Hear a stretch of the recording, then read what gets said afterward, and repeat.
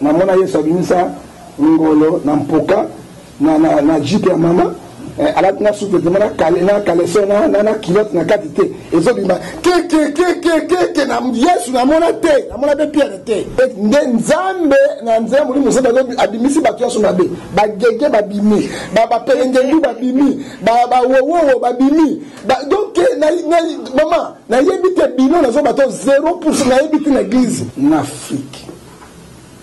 Personne a dit côté ya koleka muto mokalo jazadi. Je dis bien même en Afrique tegekete. On a papa reçoit vie internet. Et là on a bien baruti, on a fait ça longola Yesu même on a ni à Jésus.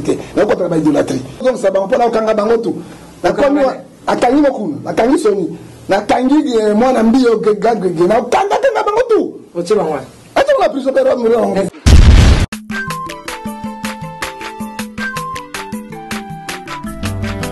Mwana moto te po akosangai abongwa ni pete po awangana nzambe ya le nazarien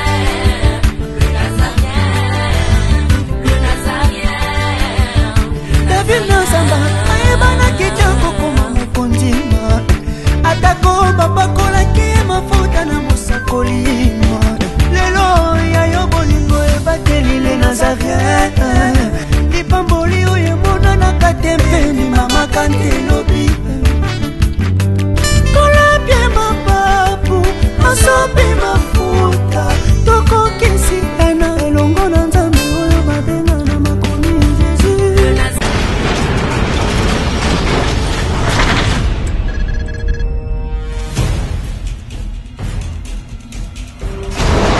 Très chers frères et sœurs dans le Seigneur, amis amoureux de l'évangile, nous voici encore une fois dans un nouveau programme.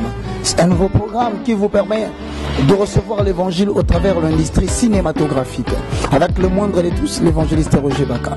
Vous le savez bien, très chers bien-aimés dans le Seigneur, que dans le livre d'Ésaïe chapitre 2, le verset 1 à 4, tel que corroboré par Michée chapitre 4, verset 1 à 3, c'est qu'il adviendra dans la suite des temps, la montagne des sillons de l'Éternel se lèvera au sommet de toutes les montagnes. Alors qu'il est temps pour nous, bien-aimés dans les Seigneurs, de faire de l'Église la réponse aux problèmes de notre nation et de ceux qui vivent partout ailleurs. Voici ce programme pour lequel nous demandons à tout investisseur chrétien, à tout entrepreneur chrétien, à tout enfant de Dieu qui a une quelconque activité. L'Église, corps de Christ, existe dorénavant. Par ces émissions, vous qui êtes en Amérique, vous qui êtes en Europe, en Afrique, en Australie, en Asie, nous sommes en train d'interchanger et de piloter la nation au travers de l'évangile. Suivez dorénavant cette émission de films nigérians interprétés avec les tam-tams de l'évangile, avec la mélodie de la chanson, avec l'exhortation afin de booster votre foi. Par conséquent, nous demandons à tous ceux qui nous suivent, vous avez besoin de faire valoir quoi que ce soit. Nazarien TV est là pour vous permettre de devoir passer par ceci afin de faire connaître votre œuvre, car vous le savez, l'humanité peut oublier votre nom. L'humanité peut oublier votre date de naissance. L'humanité pourra même aller plus loin. Oubliez bien aimer votre visage. Mais il y a une chose que l'humanité n'oubliera jamais, c'est l'œuvre que vous êtes en train de faire. Voici donc l'occasion, au travers de cette audimat, au travers de cette tranche, de pouvoir faire connaître votre entreprise, de faire connaître votre initiative, parce que quelque part, il y a des chrétiens qui sont capables de faire jonction avec vous afin de faire crier le nom de Jésus-Christ de Nazareth dans le monde. Bienvenue encore une fois dans ce programme. Donc, rejoignez-nous au travers nos numéros de téléphone que vous connaissez déjà. Vous aurez chaque semaine un film à caractère spirituel qui touche à la démonstration de la puissance de Dieu, qui touche à la connaissance de l'évangile, qui touche sur les rapports qui concernent le peuple de Dieu, l'onction et Dieu. Et donc, bien aimés dans le Seigneur, vous serez complètement édifiés comme un rocher. N'oubliez pas, vous avez la possibilité d'envoyer vos spots publicitaires, vos concerts, vos manifestations, vos conférences, et pourquoi pas la promotion de vos produits, parce que dorénavant, le corps de Christ a pris en charge l'œuvre de leur Père. Merci beaucoup pour avoir suivi, et nous vous proposons cet extrait. C'est ce que vous allez suivre dorénavant. Merci, soyez bénis. Mass destruction. Yo, démon! Oye, dans zoto la yote! Comme dans mon nom qu'on a yo, Frappe à l'immense de la mer, on a bimaki. Point. Abongwani pede, boa wangata, zambe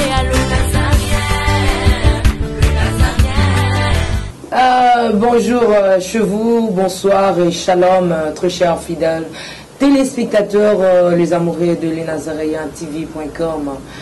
Je pense qu'on est ensemble, il n'y a pas de souci aujourd'hui. Nous sommes bénis de la part du Seigneur, c'est lui le maître des temps et des circonstances, l'omniprésent, l'omnipotent, l'omniscient qui nous a donné cette année nouvelle, l'année 2018. Réjouissons-nous dans le Seigneur par ces cantiques, parce qu'aujourd'hui, dans cette émission Table Sainte, je reçois le prophète John Gefa, la mort de Jésus. Mais avant tout, réjouissons-nous dans le Seigneur avec ces cantiques, comme je disais tantôt. Merci, bien-aimés dans le Seigneur.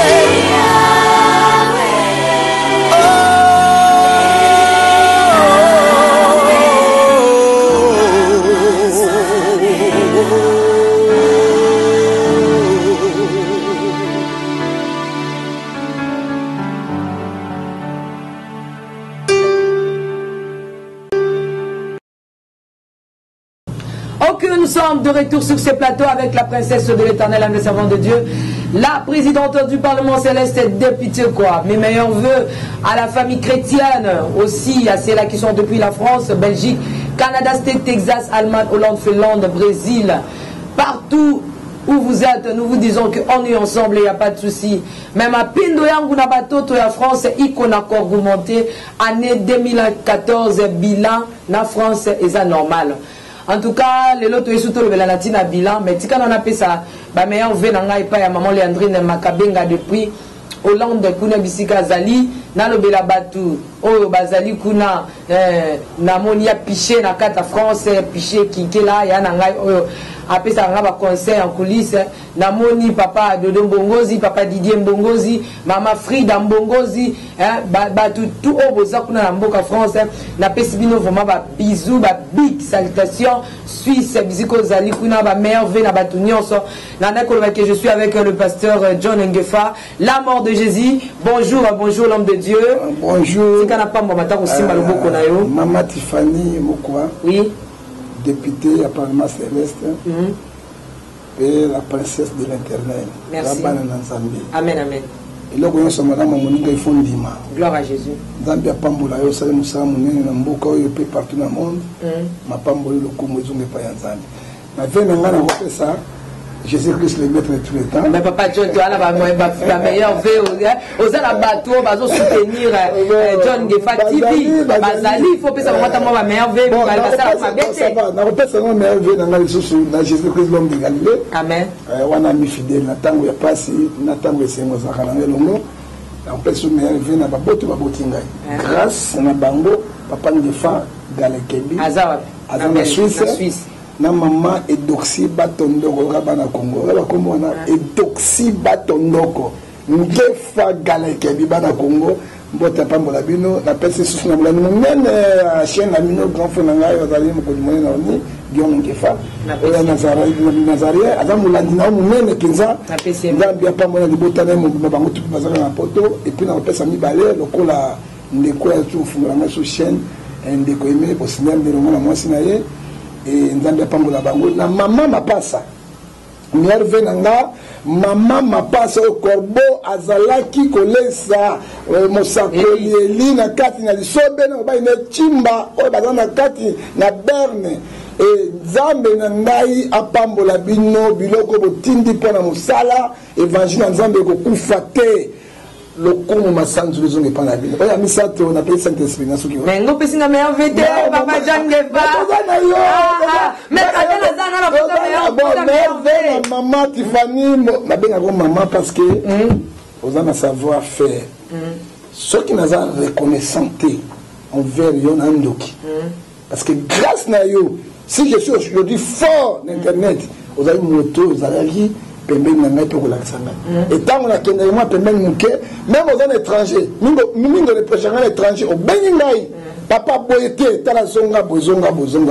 nzambe asangisaka bato mibale nzambe apambola yo mereve ozala libu ebele me napesi yo osala na vie 99 ans.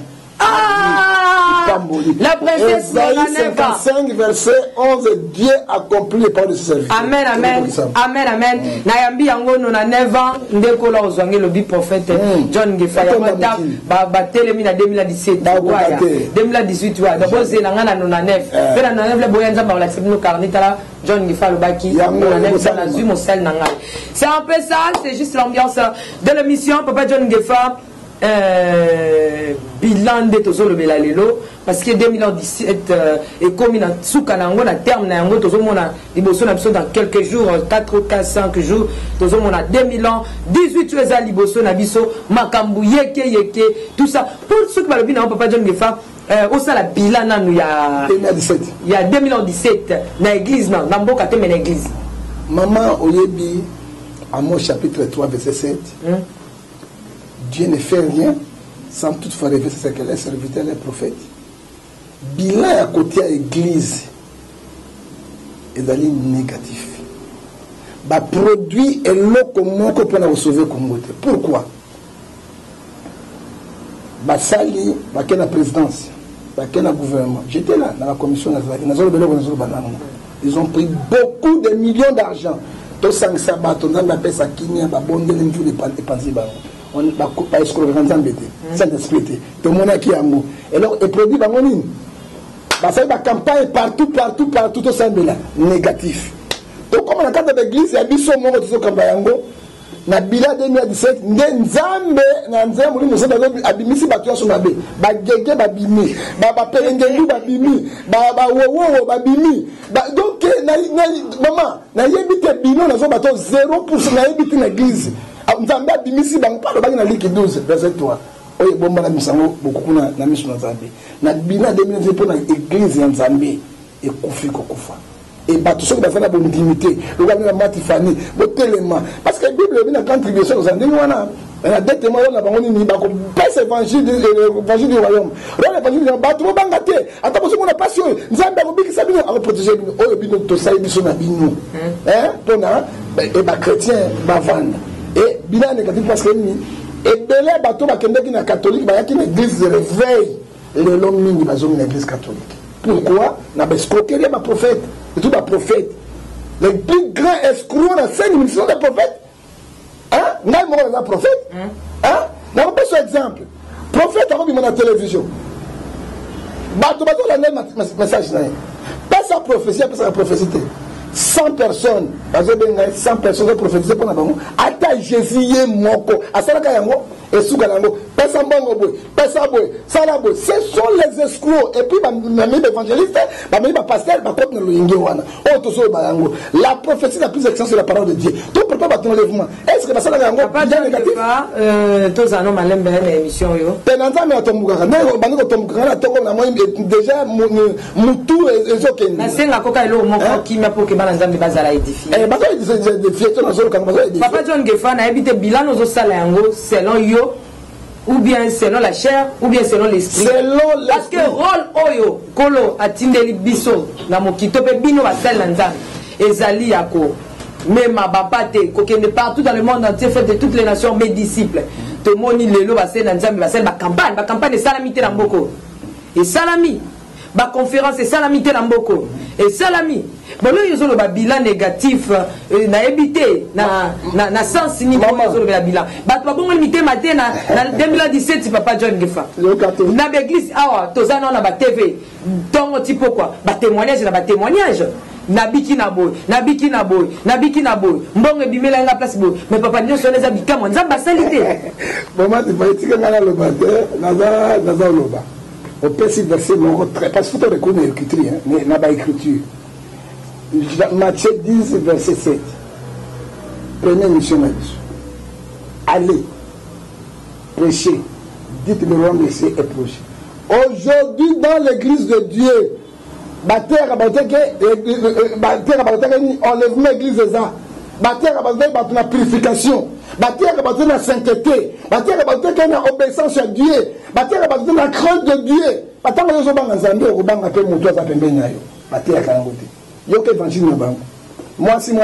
alléluia voyage na poto alléluia alléluia mais les 12 et 30 et le mini cherchez vraiment le royaume de Dieu, tout ça vient de paix. Parce que ce sont les terroristes. Je ne suis pas contre quelqu'un. Moi, je ne suis pas saint. Les terroristes spirituels, ils sont rentrés dans l'église de Dieu. Pendant que ça va toquer maman. Le royaume de Dieu est proche. Guérissez les malades. La maladie de Zobika. La maladie de Zobika. Namona Yesabinisa, Ngolo, Nampoka. na jipe ya mama alati na soupe de mara na kalesona na kilote na katite ezobima ke na Yesu na mona te na mona be pierre te na mona te moi na ba dimension surnaturelle papa John na moni ke mutabeti be kuru liboro de bimi mutabeti be kuru pese bimi bele liboro de la poisson mutabeti saboni abati be tonge bimi o ezali ba magicien oh yo Matthieu 24 zoloba ba côté l'église l'église donc continuez maman purifier les lépreux chasser les démons te donner les démons vous avez ici gratuitement donné ça gratuitement mais pour voir un prophète l'église n'a pas gratuitement par contre ça ticket autant docteur un prophète une apôtre il faut payer ça $50, $25. Parce que $25 on paye sa prophète pour nous taler le belonging. À quoi il le côté? À quoi il sait la Matifani? Aux zones à blocage. Matifani, la monnaie bandokli boson ayo. Matifani, la monnaie cercle yoana. Matifani, la monnaie banyonas. Et là, on va pour le banana, on va avoir une chose spéciale. Maman, on m'a dit à ma sangai, tika kindumba, tika molima pelengendu, tika yeye habiti oboma boni osobaze ni boni akoyi bisota mokolo moko te un prophète c'est lui qui parle la personne a dit on va pas négatif mais papa ce que est négatif et kokyo zala bino parce que na 2017 selon bilan ndenge biso pe batu ya presse to sali to monique ba batu ko dévoiler ba bimi et belé na l'an 2017 ebele ata ba mpuku bazo dévoiler ba mpese bazo dévoiler ba makalanko ki bazo dévoiler ba tupe na côté na bango bazo dévoiler muta tozo baté oh nani oh azolo ba nini alors en 2017 ba tutu bo dévoiler bolobi ke y a pas de vrais pasteurs tous les pasteurs sont dans le faux non ça qui bolobi il n'y a pas de vrais pasteurs lokuta hein il y en a bon na bilan na yo le vrai pasteur na Congo to na ebsarom mbala o balobaka soit disons les grands hein to ka matata ngomi balé hein o ba ibaki bango to ebi mama tizana ko dévoiler ko baté bible lobi o ya mabe babi misango na Luc 12 verset 3 ko balembi na bango ba ko le bango te mais sauver bango bato na bazo sauver bango sur la posta be ba na posta mission te mais ba ko koya na mabe na tunele ko moko yendimi na poto na moni lelo na poto soki ba chrétien ba telemi yango te mobali ba changer akomi mwasi ba changer ba du sexe mobali ba tie komi ozuma normal soki bolobi yango bo telemi yango te Ephésiens 5:11 condamner les œuvres effectuées des démons soki bo devant yango te les chrétiens font aller ba rona biso da nini ko ba vérité ba chrétien ba ndina te parce que ba signe Christ azoko bimisa mokito sur la carte yango moko tuninga lelo soit disons des grands pasteurs oyo batambola ki na kobanga nzambe ti lelo bazana kobanga nzambe tikanga na loba mama na kobanga nazika na Yesu na kufa na Yesu nazika na loba oyo yo so confirmer que parce que bon 2017 to moni passer moko te to mo kaka o azamabe bon papa John Gefa lelo yebisa biso bala nzamba ko se confier pas pasteur nini izana biso le Congo na Congo en Afrique. Personne a dit côté il y a koleka Mutombo Kalo Jazadi. Je dis bien, même en Afrique, même au Congo, personne. Mutombo yo, Mutombo. Yo, Mutombo. Il y a 8e mérite, 8e mérite. Je dis personne. Personne. En Afrique, même au Congo. Kokena sa Mutombo, ils ont Jimmy Shoga. Na côté, Kokena c'est un Benihim. Mais, pasteur le plus mauvais à Gegezai. Si on a dit mango. Oh, mais papa John. Le plus mauvais, ça y est. Na dit que yo po oboma muto pakola ke na mafuta. Na pakola ke, na mafuta. Olobi ate akaloka beni in boy. Mais na lobi na yo. Ça o matisi po na machette ezayi. Na kotenga pasteur Mutombo. Est-ce que na tuni est-ce que mta baby si ba pasteur ne surtout? Baza kiri belé. Moi non pendant au grand gegeo. Oh, il y a ma père n'est bien, regarde mes bébés. Mais Batondi, il finira toujours à mourir dans le jugement de Dieu. Ok, tu me deux pasteurs. Nabiba, on va bien, Papa John. On a tout bien, mi balé, personne-là. Mi balé. Na mi balé. Na 2017. Si Bandakal, Baza mi balé. Non. On va bien. Balanzambo yo kabino, mon Papa John est là. Papa Kela Nimpata. Un modèle père de l'église de réveil. Bazaraki Misato. Papa Kelani, Vernon, na Edina Bala. Edina Bala Koufa, Vernon a Koufa, et Tikali Papa, modèle. Deuxième, c'est passé Barout. Personne n'a encore Barout. Nangala Zamutu, Bamote, les autres banques, c'est passé Barouti. Dans le bateau, c'est confié. On va confier, c'est Barouti. Passé Barouti, ça Gegete. Gegete. On a papa, il y a papa, on reçoit vie internet. Et là, on a vu Barouti, on a dit, Longola, Yeshua, on a mis à Jésus. On a travaillé idolâtrie. Oh, tu as Jésus à mon nez, Longola, mon papa, et passé la confiance. Donc, tu as deux pasteurs à Malam. Pasteur Malam, Malam, vous avez mis sur Bazali. Monsieur Mikel, tu as bangoté, parce que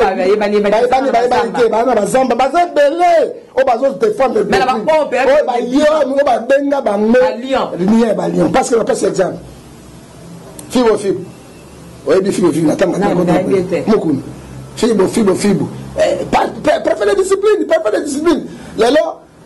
Fibo, évangile à terre raté, et Yami Balé. Génération, la société a beau bateau, famille, la fille de Sarah.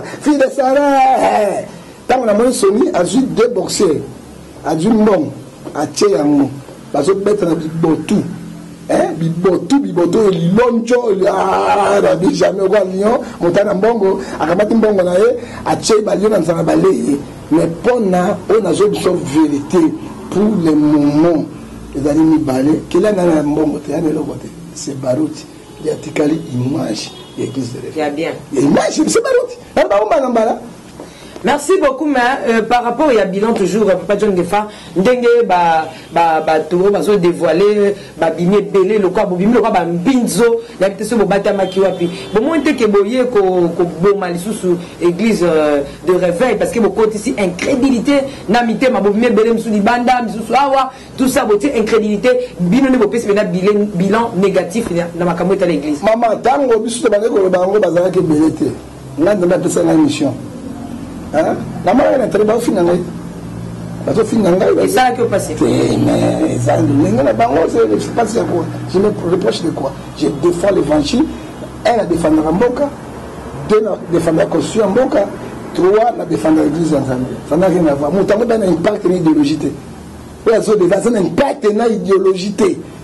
Aïe, il verset mon biblique, soit disons le panneau, quoi, je ne sais pas. Aïe, habiter. Avant de défendre nous. Avant de défendre le Roni. Vous voyez bien, quand Dieu donne la vision, donne aussi la sagesse, la provision.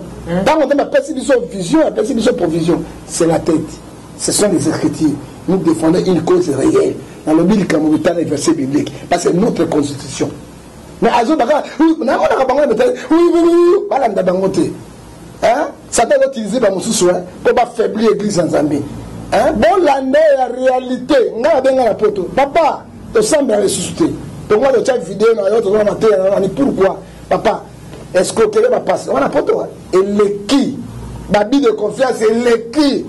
La Bible, tu sembles.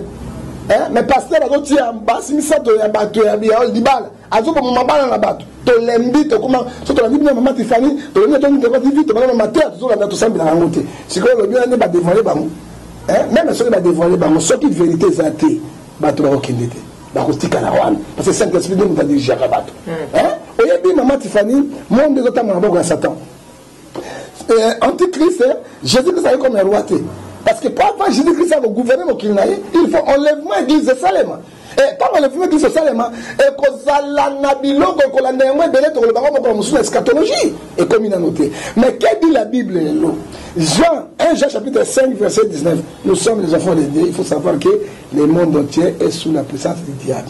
Bananganyos, nakoye lo jango mukolo mususu wa osana émission. Jango azana ngana ngingira, nakomema jango awa, oyo ka ba vérité. Akoma pasteur. Nakomema jango soko lobita lobe kuna, na kometia na vati na ya oyo ka ba vérité. Tango edingwe. Tango ba féticheur, bazolo epa na biso ozoba kisi, ba top sa église na bango kuta. Tango bango ba féticheur bazolo ba yango.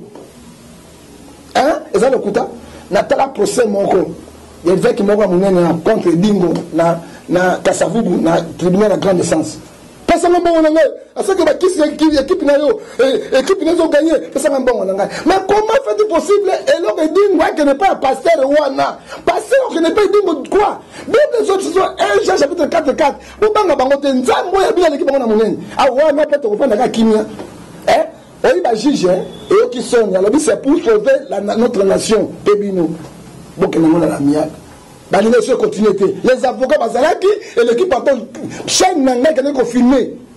Nazala, bah, image, ça vous peut ça, yo, chaîne Nanga, et puis, le logo, et dit, Waloba. On a l'obité, par rapport, il y a bateau, à se dénoncer, bah, Bigné Bélé, Papa John Gifa, Bobé, et des âmes, ça, la bango, bah, ça, là, bah, ça, les âmes, ça, la bango. Et continuez à voter 2018. Soit qui te changé, bah, voter.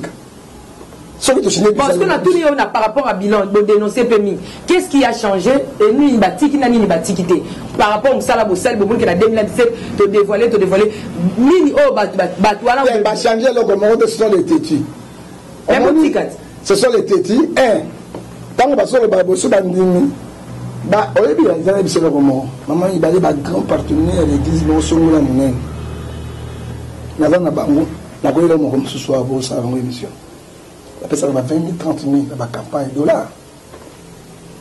Baye, équipe en épaule. Dans l'équipe épaule, on a la vérité. Papa n'a pas. Papa, il y a un donateur, une donatrice. Papa, je suis papa. Vous savez, pasteur, mon neveu qui mon aimé. Oh, yo sangone, qui n'est partout là, soteya, petit si boye, akei boye. Lelo tiki bonzana yo so croire na loba te mama Tiffany na ko ya penina mesa na ona soka remettre on a que ngai parce que il est dans zone ba mama Tiffany ko na Yesu remettre na l'hôpital sikoyo yo sabila yo ka azo bisa bango bila ngoma négatif na ça azo bisa bango ai papa to moni biso do pesa ngombo la campagne to moni peut sauver Eve attendez Zoa, mon soutien à tête équipe. Yo, tika dans l'église, mais yo kaka, il est calme. Et il va aller battre dans le samedi. Azo bon de l'équipe on est gagné vite, et gagné mana. Wa. Oh, nani, joueur à Bama, il m'a comme nani wana. Riki Tuleng, Abukan, Batanga bato, wa. Bakende kuna Riki, tu vois, entre les ans, il a Satan l'équipe.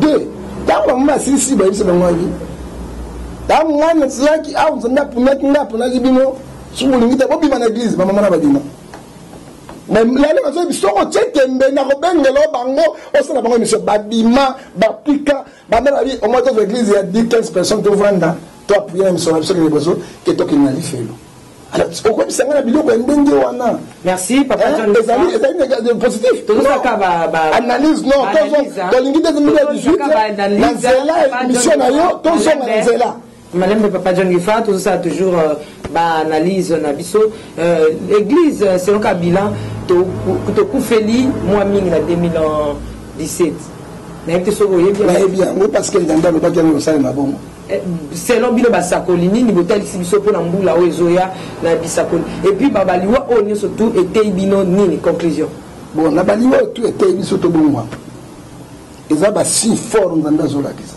nzambe alingi Congo nzambe alingi RDC parce que mboka moko na monde oyo na ntongo badefilipa na poko bazozwa mbongo ezalaka te mboka moko na monde oyo baliaka après 3 jours batia mizoto ezalaka te mais nous sommes là nous vivons parce que nzambe aza na biso baliwa bafrappe basigne oyo nzambe eza biso tose repentir tozonga epai na ye moto akobikisa Congo ce ne sont pas les politiciens moto akobikisa Congo ezali bapeti oyo bazosakana te moto akobikisa Congo c'est Dieu lui-même à travers l'église parce que l'église c'est la puissance soki tokamati na Joël chapitre 2 awa 17 elobi eloko moko mama Tiffany oyoka parce que nga ningaka bekritine mingi elobaka kati nango elobi baconférence na bango basalaka wana te eki kosauve église te eza bacinq na bango te elobi ce sont les sacrificateurs Joël chapitre 2 verset 17 église c'est la force église c'est la femme de Jésus-Christ église c'est la puissance alors ici soir 12:1 la 3:12 maintenant encore dit l'Éternel revenez à voir dans tout votre cœur avec les jeûnes avec les plaies avec la lamentation déchirez vos cœurs non les vêtements revenez à moi on pleurera et je sauverai le pays alors dit la 17 entre les portiques de l'autel pleurez les sacrificateurs vous qui disent l'Éternel épargne le mal qui est au pays, l'Éternel déclarera. Ceux qui va sacrifier à solo, balomona ba gege, balomona ba pelengendu, balomona ba poloso. Dans la Bible, balomona ba gege, l'esprit a gege, balomona mudi ya pelengendu, na poloso. Na poloso, balomona ngo na isolo. Mbokebiki. Alors est-ce que bango ba biloko ko ba changer te? So ba bisi yabi, tango zamba apana ka yote, tango zamba sote, o ya pesa. Non. La grâce est trompeuse. Tozonga na nzela ndenzamba koyokela. Tozonga na nzela papa John Gefa mikole uti koleka wa kaka na semaine oyo tomona ki lolenge nini bato ya CFMC ba sangana ki disusu pona ko sala susu ba culte pona papa na banjo landaki na landaki na belili pe na ba voilà yozali molobaka pe mingi pona tina ya église olobaka mingi pona tina ya ba valeur pe na ba anti valeur hotel yango na miso nini papa John Gefa na bo solo kotala na kubanga nzambe pe na kulanda ba bekritie ya nzambe nécessairement papa langa c'est un grand baoba papa langa n'a pas fait la politique champ de bataille nezaki église na évangélisation yamazaki évangéliste international et non na bolonga naye mama Olange Osho to sauver bana nzambe on doit sauver l'église na tozo la tina ya culte tactique yango nazo baté on doit sauver l'église de Dieu na lo ba kita na Amerika bwana so na ile ngona mama Olange na benga mama tika ko faire garer bato yokana biso ebiti na nzambe akomaki Moïse mpe akundaki ye abangaki Satan akolata nzoto na Moïse akobima liboso ya Israël mpe akomurie bango grave oyebi soki moto akufi j'étais contre concernant les écritures nalinga sifamisi mingi na ofise basali kati na bango oyebi kaka nzambe moto agie bango te nzambe ayebi mais tomoni okola bazokende na koderute soki tozotelema baninga mosusu tokotelema l'église tokobanga moto te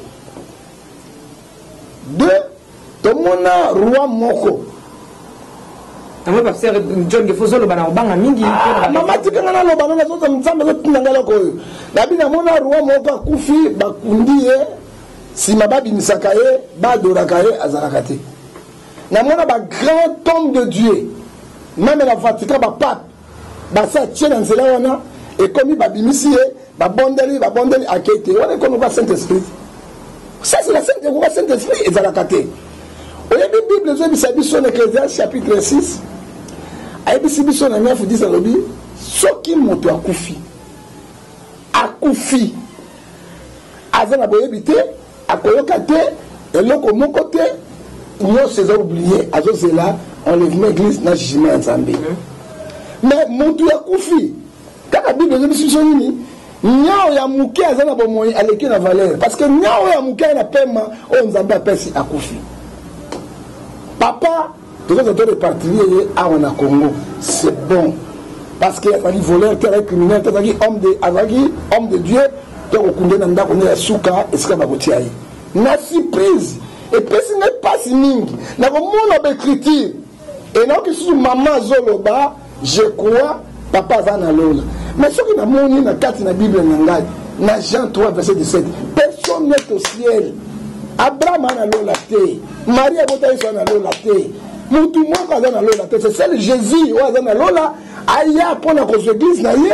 Pe ko mémoire na jugement sur ko na carte na lola. Mais tant que le kwana est pessimiste, bien mi balé. Mais on a pas seulement la bango. Sauf que mata kufi, boya matanga pembeni na été. Matanga il fait de la musique là. Pour la banga esprit de mort wana. Les gars tomoni papa kufi, maman bosani biloko toatia kibatu. Il faut faire la différence, c'est la part des choses. Papa Azali, le moindre, c'est un grand homme de Dieu. Lorsque vous pleurez un grand homme de Dieu, il faut faire la différence. Même la Bible nous dit, je veux créer la différence entre ceux qui me servent et ceux qui ne me servent pas. Nzamba cette différence, même à la loi, Nzamba mais quand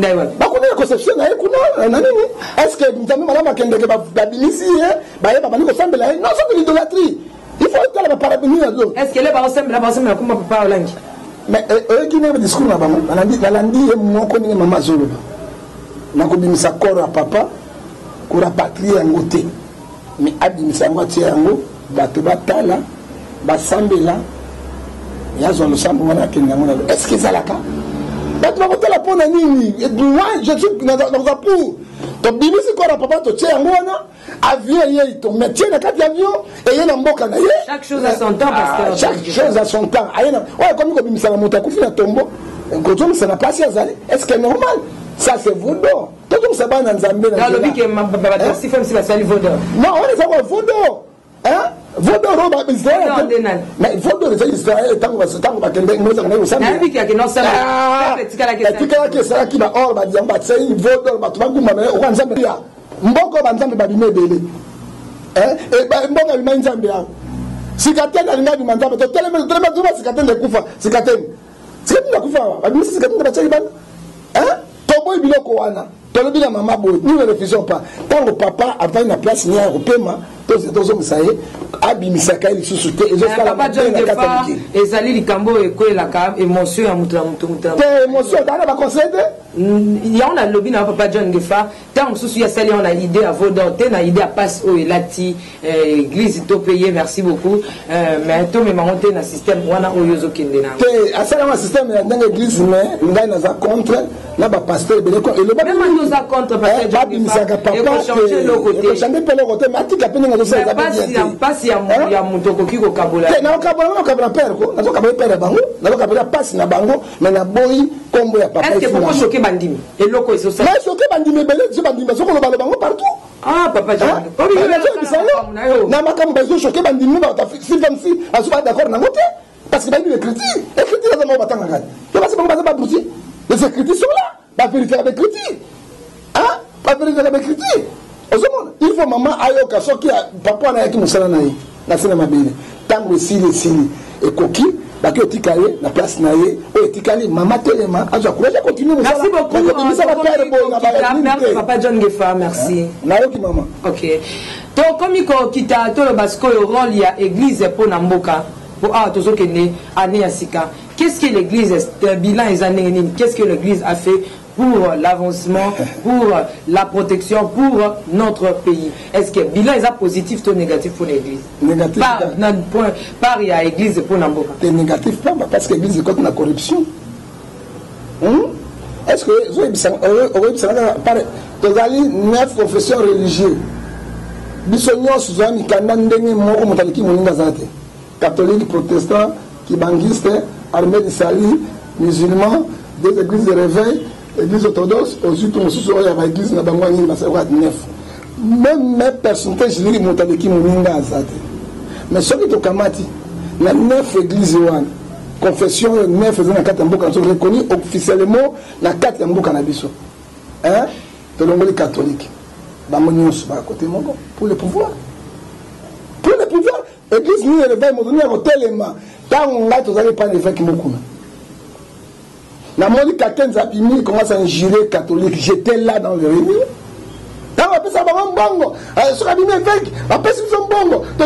Publiquement, moi j'étais là, n'a pas évêque Mukuna, na Ninouana, et je pleurais. Et tout ce que tu as dit, c'est nini. Voilà qui se dit, tu as dit, on a dit, bien que tu as stade, ça. Église catholique, église née. Yé Moroba, Loubert, Yé Moroba, Loubert, bien ça. Pas un bon. Tant que comme on a un bon, on va passer dans la conti. Ba passer à 7 non tant que ba sin ba to ma bende na bango papa de fato ko tambula sika ndanga na bango na zaraki te mukuna zaraki de ni le sazalaki ezibia ma pia zaraki o nani ba sanju si ezibia ma pazaraki so ni kafuta zaraki o musadi metona zaraki sauf na mona mutombote na moni papa dina balate ba passer soit kelante na moni pe esprit makanité. Et qui dit mon nom les awana, ba koti kaka bango, ba tiki ba passer vide infranté, ba zuba, ba mineur ba kenango. L'église est sali par de l'autre côté parce qu'elle contribue dans rien. La l'église est salabo. Ba ke ba chef de l'État, président. On sali 19 ans de pouvoir, 16 ans de pouvoir, 3 ans Moselle, on a disait Kabila. Bilan ça va 19 ans et kokina yotika pouvoir. Donc une élection libre démocratique otika pouvoir mo kezanakim. Non pas faire ça. Bah ça y est, hein? Catholique a tika lié mo azo bunalika moyo. Hein? Catholique azo bunalika moyo. Et c'est négatif. Merci beaucoup. Bilan ezali négatif pour la prophète John. Non, Batonyonso est négatif. Prophète John Gefang Nazolo ba maman Nzamba Pamula. Amen amen. Merci beaucoup Tokomi Kokita na suka ya émission ya Monkolo ya lelo pona o Italie bilan ya église de réveil pour na Congo Awawa binomo boyebi babuli ekendenge leki bomoni ndenge makambo leki maintenant tout na prophète Montuni Asuka qu'est-ce que Dieu pense pour l'église de réveil au Congo pour l'année 2018 étant prophète maintenant on va tous se repentir et là nous avons besoin totika tozo na kosolo to na crainte ya Nzambe to salela ye azong sa pouvoir azaki na biso bayoka biso lelo ba église de réveil ba pasteur na bango soit disons ba grand batamato akepa kimbuta bete litol azongi abete litol Shaban litol so bango ba pas na biso puisque comment qu'on n'est pas na bango mais sur la Bible dans Jérémie chapitre 15 verset 18 à 17 de l'Obi c'est là de puisque qu'on n'est pas na bango lelo to comment qu'on n'est pas na bango mama Tiffany lilo ba mboka lilo ba ya mboka to lingi makile tanga lisusu te na Bible 31 si kokende kuna mbutu ya mabezali Congo ezali mboka oyo bato bakufi koleka guerre à 40 à 45 18 14 à 18 mais totika Nzambe amema biso ezala ba pasteur ezala ba église ezala ba pouvoir ezala ba opposition moto moko akopesa solution na mboka Congo te soki Nzambe te un devoir à domicile banda lelo ti le 15 bosambela rapport na Congo. Mais pasteur John Gefang ko tia la prière ah na tia la prière na sala ki na ngai na ndenge na ngai simba tende nini et tout moni lote mais c'est so mo na ko tengi Nzambe sala ka moyenga be so vembo ka ngobimba siko kimi zo le kawo mo na mama be hein moi bulu mais bakamezo telema ozo mona mama ezala menga na participer pe na mboka na ngai azali congolais na ko tika mboka na ndenge nini ngol na Nzambe la prière bozo bimisa bozo ko tsa ba prière bo bimisa mais bozo oya nga ya solo parce que na ba directive parce que beaucoup de ça ya solo kaka te parce que sont les autres sont oya bango ya solo te parce que sur la bâtiment public na bango boye ba ko beta matolo ba ke na président de la République ba ke ba gouverneur ba ke premier ministre na kende kun na saka kana pe de moyen nga al petit to bon pour mboka to bon pour mboka mais papa John Gefang mutumoko ipsenga na tuna yo vraiment soki penza lelo balobi ki baopesa poste na gouvernement poste nini oyo olinga po bapesa nga na précision ya poste wana mama nakoza député te nakoza sénateur te na osala mpe na gouvernement te maintenant tuna moto poste bakopesa ngai onaki kosala mpona sauver le code parce que so na député soki balobi mabe mpona peuple président parlement asimbi nga na nzoto nga mpe na kosimba ya tindi nga na tindiki mpe abetenga masasi donc impossible poste nalingi poste te mpe na kosala te mais soki olobi nasala yango parce que na kopréféré okola nini créer poste moko ya ministère de la religion parce que tozongisa biloko nzela balobi ke yo sepelaka mingi na ministère ya faire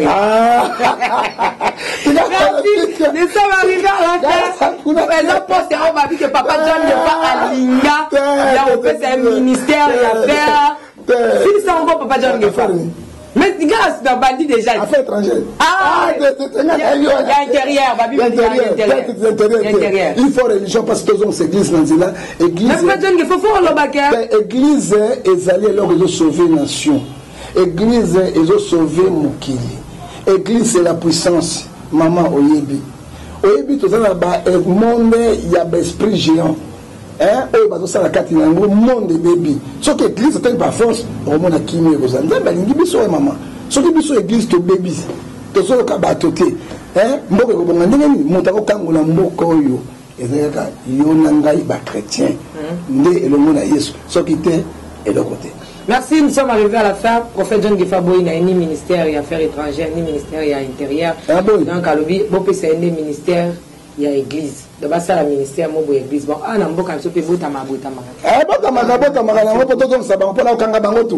Na komi akangi mokunu, akangi soni.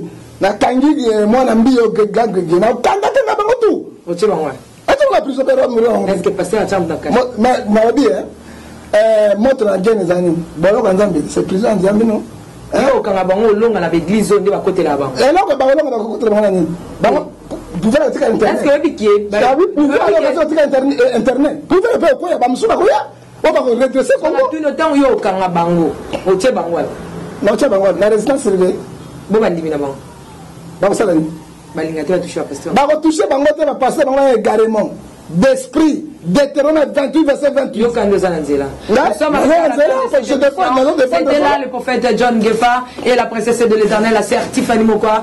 Papa John Ngefa, ba meilleur vœu na lisusu bakisa, ba meilleur vœu to tikeli vraiment. Ba la nzemba za na posa ba yo kapena. Papa John Ngefa, azo pesa meilleur vœu ba o CP là. Lelo makambu eza diko na suki kana Jésus. Papa John Ngefa so batangi o tese kozala te na liste na ye. Pour journée finale ngo. Oh ni yango ka Papa John Ngefa so pesa meilleur vœu na ye na nani. Bon, meilleur vœu na ngai la grand maître à Golgotha, Jésus-Christ. Et puis, deuxièmement, meilleur vœu na ngai sur na ba chrétien nyonso sur le monde, surtout les bazoko bunda ko sambela pona Congo. Asuki wa. Asuki wa. Ici ka. Na suki si wana si mais la lui le bele plus banaka ni maman, plus banaka na de. Anglais bien. C'est que John Ngefa bato babengaka wana o bapesa ka ba soutenir ko bapesa ba mbongo tout ça. Mbongo mona miso moi Tiffany. O mona na miso te il faut atoma. Mona na miso. Daba nzambe bapesa welote. Moko soko pa moye moi 50 000. Ah ba John Ngefa don di marape bango. Mais Zamba pambola batu nyonso to balingaka Papa John Ngefa. Apambola batu nyonso balingaka les Nazaréens. Papa John Ngefa ye akomi na suka ya mbula akomi sinzambe to sambela pe ezala bongo pour na 2018 to za na isusu na plateau boy. OK to kozala ngongo so benga na kozala. Na 2018 nyonso na kozala nyonso to kozala. Tina suka. Tina suka nazali. Nikamna mutute. Nikamna mutute mutema pembe. Nakufa na Yesu nazika na Yesu. Na numero na ngali na pesite. OK Papa John Ngefa ni. Oya ningi ko mona ngai ko kuta ngai na ba prière. Usana sala ga bande ko na ngai. Tani nzotuka pona Christ. Tala ni nazotuka pona Yesu Masia. Oya ningi ko sunga bro na soko sunga ba âme perdue. Bato bazana makamu. Spirituel et physique. Robin ngai na WhatsApp na imo na 00243 89 610 49 41. Vous pouvez nous sur 00243 81 807 26 78. Vous pouvez nous sur 00243 comme privé 99 49 937. Nzambi nangai apambola bo nyonso tubundi na bango surtout les Nazariens, maman Tiffany Zamba Bakson Kolebele, surtout papa Moko Tango Bakani TV Nangaye, Didi Pumba, Azali patron ya Congo Fiti, Congo Mikini, Congo France, a contribué à moi loko atezaki mingite kolo Nangaye apambula yo. Na bande comme Soussou, au Batsaki Moboko gauche à droite, pour être donc Zambilanga Pambula. Mais papa John Gefa, ceux qui ont le tant que pasteur et les Nazaréens, le vino peut ça la bilan et les Nazaréens. Bon, la banga ote ma Tiffany pour la na banga na mutute, la banga Yesu, ote bete na film bakando, bete film amoli mote. Bilan et Nazaréen to banga Nzambe, to asali ko na se. Ezali chaîne moko ezo fungola batu mémoire. Chaîne moko ezo sauver ba âme Nzambe. Et que ça a 80% na pila 2017. Et que obima meilleure chaîne. Toba Nzambe. To ça la polémique était. Là la chaîne na mututé. Mais ça a bien 80%. Na la chaîne na musunabi, ma ti fanya na 15%. O ça gagne. Donc on ça to ta babi no bon non. Tobanga et puis pour na ba soutenir mama. À vrai dire bo soutenir na nyonso. Merci beaucoup, vous supportez Bisso. En tout cas, Bisso tous pour Jésus et non pour Moutou. Ah oui. Moutou, surtout ceux qui, tout le monde, même à Tamangapé, ceux qui ont dit que non, Maman Tiffany, tout le monde qui a, tout le monde qui a, Yaka Nango, ceux qui ont fait Singaï, Nandimité, Yaka Nango Balanzambe, tout ça, on pour la compte, tout le cabez, non, ils ont pour vous informer, regardez un peu, bon, on a vu un passi à Malili. Oh, vous avez un libanda, botala ndenge nini, bateau bo pesa onde ba osala nango. Mais ce qu'on peut sinetiboé, papa John Ngefa sommet dans l'ordinateur, papa John Ngefa qui a sommet dans kuna pour que bino pas moi. Gloire à Jésus. Mais ceux qui mutana zo memambo wana na pelengendu, osale la na polo so, biso to ko supporter te, to ya. Donc ceux qui pour moni que la princesse a dans polo so, a dans pelengendu et qui osana ba pré, to bo était ya kanango. Mais vraiment, ce qui 2017 est qui choque, papa John Gefa choque qui bino, à Sengi Bolimbisi, na Sengele Bolimbisi par la bino, ceux qui peut les Nazaréens et choque qui bino dans la princesse, na batoune surtout les Nazaréens, to Sengi Bolimbisi na puis que les Nazaréens la chaîne na bino, bino de mutu bozui yango des zéro, ti bozo memango na maboko. Na habité ceux qui montent à Simbi Makine, à Rolinga Panzango et Moko, pas le bagage, ma boue et l'équipe kilo, na mémé ont déjà mis.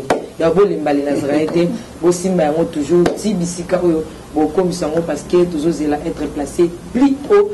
En tout cas, Nzambe a Pambola Bino, Tolingi Bino, Nyon, surtout Mingi, surtout à nos temps à Kombo, Bosé, Belé, mais tu peux si Bino, surtout Kaka, bas meilleur vœu, Tika Nzamba sous la main. Biso peut trop l'embâter. Donc les mbaté pour na bola na bino parce que nzamba pesi mutu na mutu vision na ye musu sa ebisi ça la site pour nous lexa kaka pour promouvoir ba musicien musu pas ebisi zo site sala pour ma biso toza na mission na biso nzamba pesa ki ya kofongola peuple na emisu o azomona mazomona te ba bazana matoi me bazo yo kate donc zo o ezana kuku wana bino boyo bo sa neti boyo biso to bimisa na kwa donc ozo vision wana to ba tiat fani sala lokwa yesu na sali bongo nzamba obeta ngai alors banga timbe ke bongo te donc salinde o bato balobi donc c'est un peu ça des conseils de séjection tozali ko zela yango et ko sala biso ma la mingi soutenez l'œuvre de Dieu si le Seigneur a convaincre bino bo sala yango parce que ba besoin ils ont tellement élevé. Et puis tout ça quand on sait bien qu'il a 2018 tous allés dans la rubrique où tous préparé pour la bino les alliés mission débat où tous allés là débat na ba pasteur na ba doctrine tout ça et tous allés mission to bakisi et puis to bakisi sur cette mission où to bengi incroyable mais vrai ils a une mission où ils a déjà bien assis auto mais quand on débattre un peu trop na papa Roger Baka to solo li nango parce qu'il pas allé ene na musala wata ayaka pona ko zone c'est un peu makam nanzela mais to solo là qui n'a déjà trop sur émission wana apesa ki mamaye le naye apesa ki pe ba orientation naye sur émission né donc titre nango to zala incroyable mais vrai. Pourquoi incroyable vrai parce que sport nango et comme on a collé déjà kala mingité que Dieu vous bénisse ciao.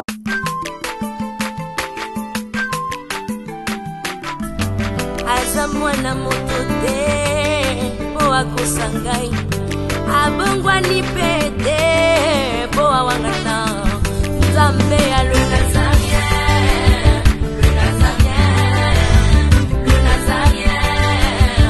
David Nzamba